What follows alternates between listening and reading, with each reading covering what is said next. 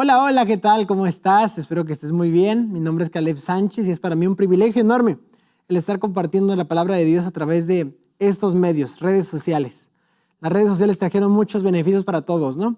A pesar de la distancia, de la diferencia horaria, un video puede estar ahí en YouTube y tú lo puedes ver en cualquier momento del día y puedes disfrutar junto con otras personas un estudio de la palabra de Dios.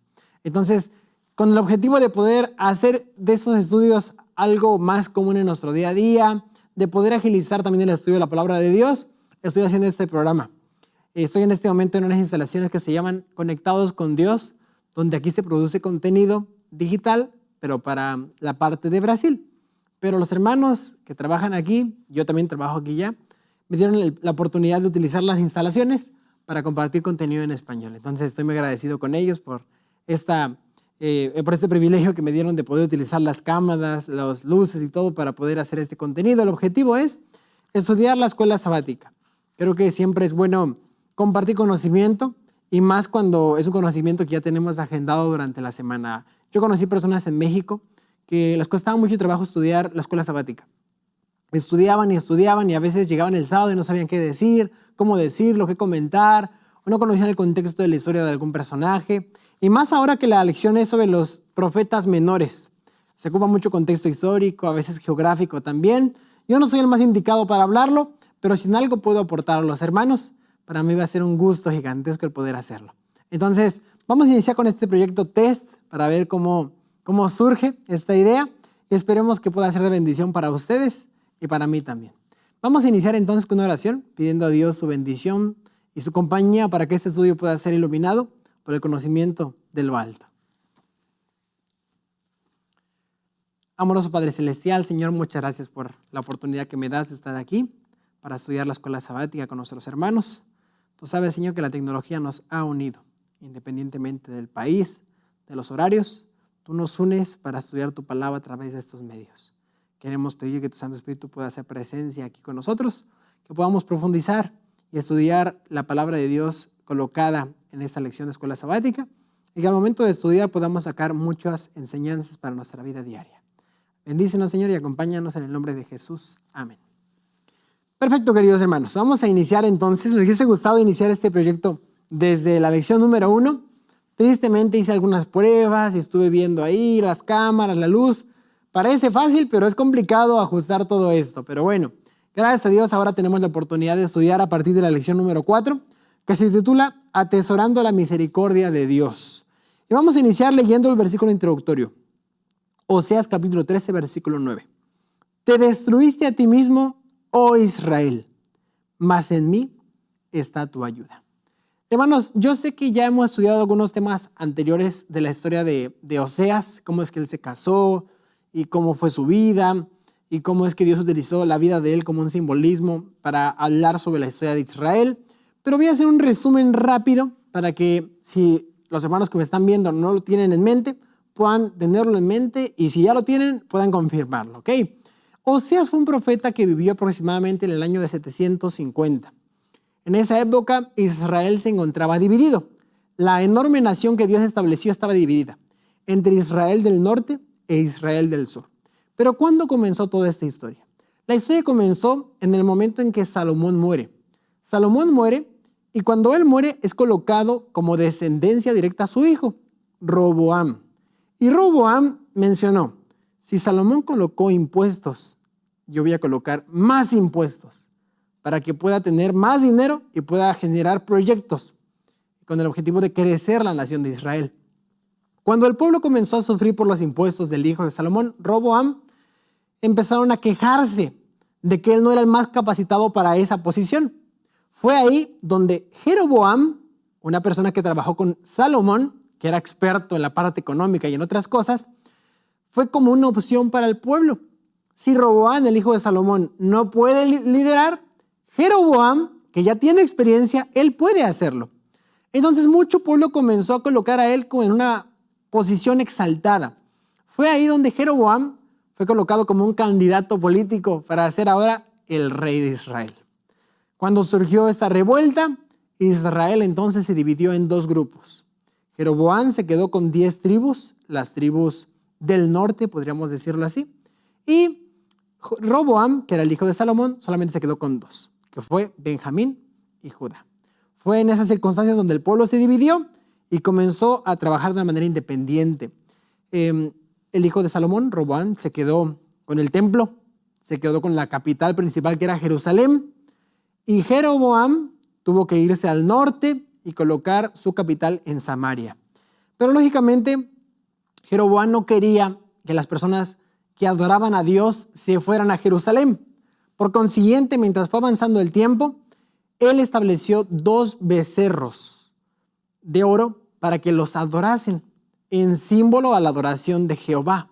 Él decía, esos becerros hicieron sacar a ustedes de Egipto, pero con el objetivo de trasfondo de que no fueran para el sur a adorar en Jerusalén y se contaminaran con Israel del sur, con Roboam. Fue ahí donde en Dan y Efraín fueron colocados estos 2 becerros y el pueblo comenzó a dividirse y comenzó a tener una desviación en la adoración a Dios. Lo que inició con una buena idea terminó teniendo consecuencias graves. Israel comenzó a crecer en la parte económica, se empezó a hacer una potencia fuerte, desarrollada. Sin embargo, a pesar de que estaban creciendo económicamente, la parte espiritual estaba disminuyendo. Ellos empezaron a tener otros dioses como Baal, otros dioses como Astarot, y comenzaron a dividirse poco a poco de la adoración a Jehová.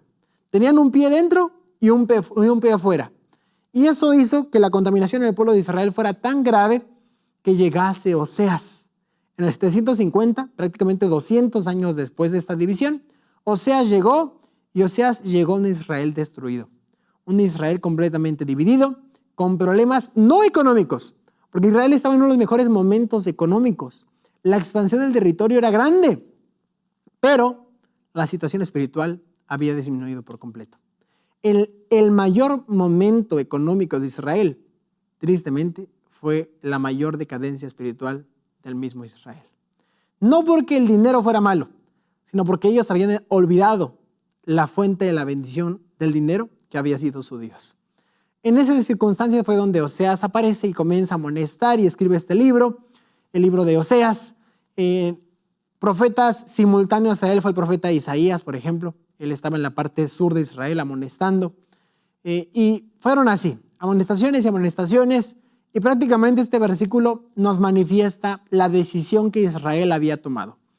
Te destruiste a ti mismo, oh Israel, mas en mí está tu ayuda. Qué interesante, ¿no? La elección del pecado es una decisión que tú tomas y yo tomo. Nadie es obligado a pecar. Nadie cae bajo un pecado porque fue arrastrado por el diablo y fue colocado ahí. No, tú y yo decidimos. Israel había decidido destruirse a sí mismo. ¿Cómo? Olvidándose de la fuente de todas las bendiciones de su vida. Y en esas circunstancias, Dios eligió amarlos. Así como el hombre se puede separar de Dios y puede buscar otras fuentes de bendiciones, Dios siempre estará presente. Dios siempre extenderá su mano, su amor, su misericordia, su gracia. Y dirá, a pesar de que tú elegiste otros caminos, yo te elijo a ti, porque eres mi hijo. Ese fue el tierno, cuidadoso amor de Dios para con Israel. Por eso el título de la lección se llama Atesorando la misericordia de Dios. Hermanos, ¿qué significa misericordia? La misericordia y la gracia son 2 cosas completamente diferentes y a veces las llegamos a confundir. Quiero leer rápidamente el significado para todos. La misericordia es no recibir el castigo que merecemos. Importante aquí. Misericordia, ¿qué es? No recibir el castigo que merecemos. Israel se había desviado de los caminos de Dios. Había tenido idolatría. Había combinado el servicio de Jehová con el servicio pagano. Y pensaron que en esas circunstancias podían prosperar. Y prosperaron por un cierto tiempo, que fue un tiempo de misericordia de Dios, porque Dios no les envió el castigo que merecían. Eso es misericordia. Cuando tú y yo cometemos algún error, no aparece ninguna circunstancia negativa inmediata, pero es porque Dios te está cuidando, te está dando tiempo de gracia para que tú reacciones, para que el tiempo te enseñe a valorar de lo que te estás alejando, que es tu Padre Celestial. La misericordia es una de las manifestaciones más hermosas del carácter divino, porque es darte una segunda oportunidad, darte tiempo para analizar tu situación y a pesar de que no mereces eso, porque cualquier padre con un hijo rebelde lo castigaría inmediatamente, Dios no lo hace así.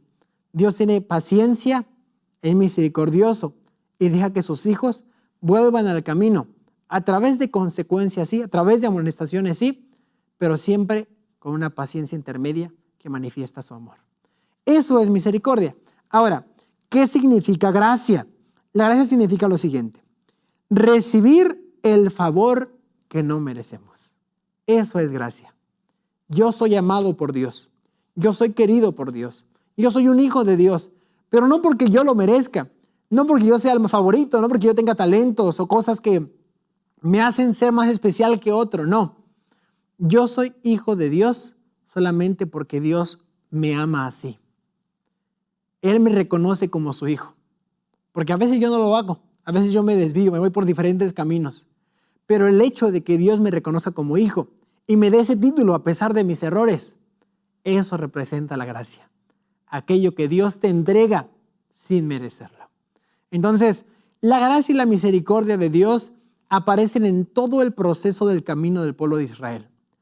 Caían y caían y caían y Dios extendía su misericordia. Dios los levantaba y los reanimaba para que continuaran su camino de fidelidad. Dios hubiese hecho grandes cosas con Israel si Israel se hubiese permanecido por un camino correcto. Hoy estamos en una situación muy semejante. Tú eres el Israel actual. Tú eres el israelita de sangre actual, el espiritual. Si tú vas por un buen camino, Dios te va a dar las bendiciones más grandes que nunca imaginaste. Pero si en algún momento vacilas, si en algún momento dudas de tu elección, esa misma elección te puede llevar por caminos diferentes, consecuencias graves. Y tristemente te puede llevar lejos de Dios, que es el peor acto que un ser humano puede hacer. Entonces, que Dios nos ayude para entender esa lección, para que a través de ella podamos renovarnos a vida, reformar nuestro corazón y así podamos estar siempre preparados para ser un pueblo fiel en medio de un mundo de tinieblas. Queridos hermanos, la nota dice lo siguiente: todo rayo de luz rechazado, toda amonestación despreciada o desoída, toda pasión complacida, toda transgresión de la ley de Dios son semillas que darán infaliblemente su cosecha. En la palabra de Dios no existe el karma, no existe tú hiciste algo malo, ahora por eso vas a recibir algo malo. No, nosotros no llamamos karma a este acto de consecuencias de un acto bueno o malo. Nosotros lo llamamos: sembraste algo, vas a cosechar algo. ¿Sí? Si tú cosechas almendras, si tú siembras almendras, vas a cosechar almendras. No hay duda de eso.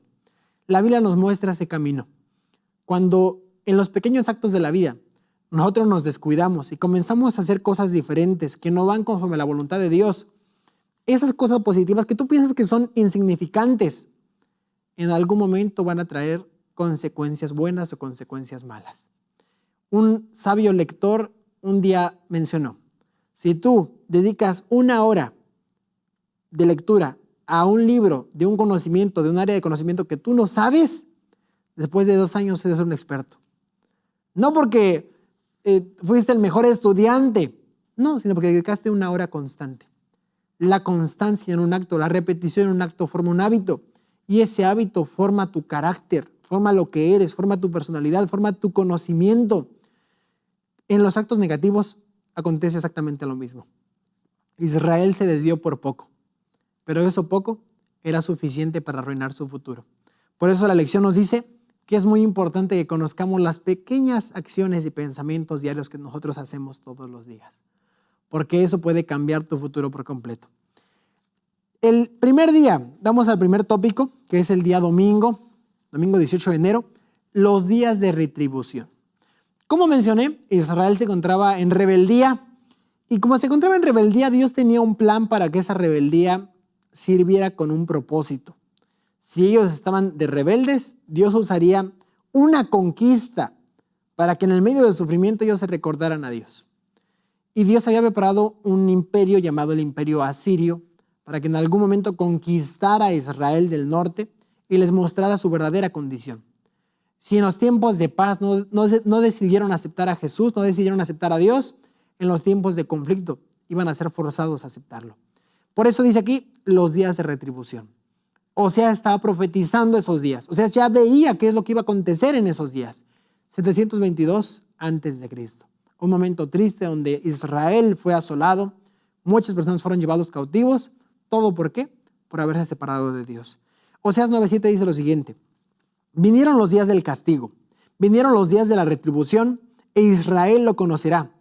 Necio es el profeta, insensato es el varón de espíritu, a causa de la multitud de tu maldad y grande odio. Curioso porque el versículo dice, vinieron los días del castigo. Habrá días en tu vida que serán días de advertencia, pero habrán otros días en tu vida que serán días de castigo. Tú sabes cuál vas a preferir. La voz de Dios se escucha todos los días de tu vida. El hecho de despertar, el hecho de estar viendo este video, estudiando la palabra de Dios, ya es un beneficio para ti. Pero si decides ignorar la voz de Dios, si decides alejarte de los caminos correctos, lo que en algún momento fue una amonestación para tu vida, terminará siendo un castigo. Por eso existe una frase que dice, oremos por nuestras decisiones, para que después no tengamos que orar por nuestras consecuencias. Dios trata de cuidarte. Por eso las amonestaciones, por eso los consejos. Mientras tú sigas los consejos, bien te va a ir en la vida. Pero mientras tú rechaces una amonestación, dejes el arrepentimiento, dejes el cambio para después, llegará el momento en que puede que sea demasiado tarde y el dolor sea parte de la escuela que Dios te quiere dar para que aprendas que no siempre las cosas son así. No siempre las cosas se pueden pasar para otro día. La decisión es ahora y el compromiso con Dios debe de ser en este momento. Entonces Israel se encontraba en esa circunstancia. Israel hablaba que Oseas era un profeta necio. Pensaba que las amonestaciones de Dios nunca iban a pasar. Creían que la estabilidad económica de Israel era la mejor y que no había forma de que llegasen a un problema mayor, pero no sabían que Dios conoce el futuro. Y mientras Oseas se hablaba, amonestaciones, llegó el momento donde dijo, vinieron los días del castigo.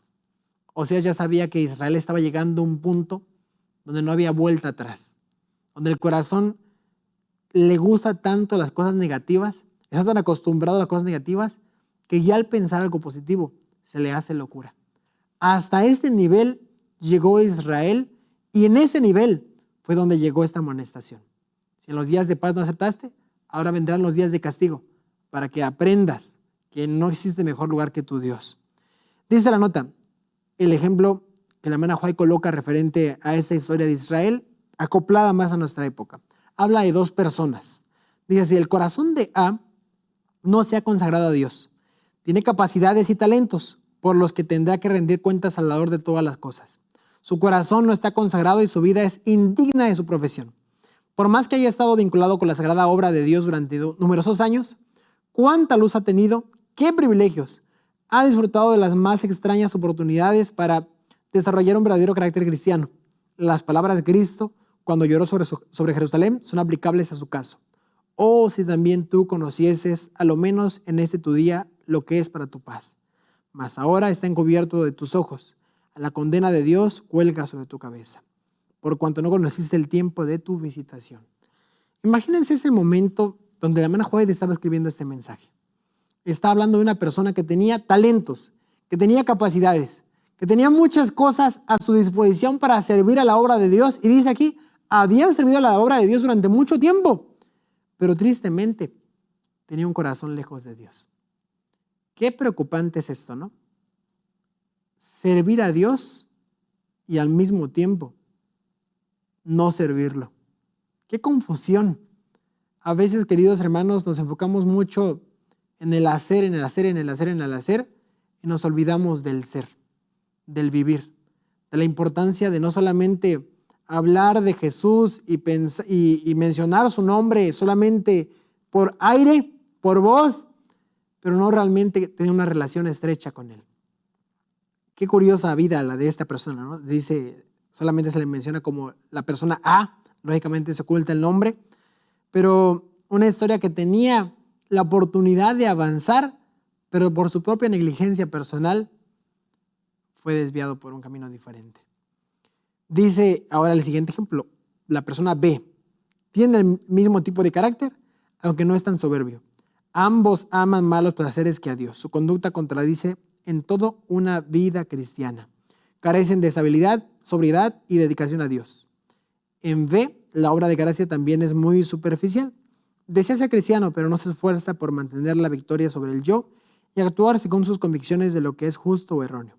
Dios solo acepta acciones, no palabras ociosas o intenciones vacías.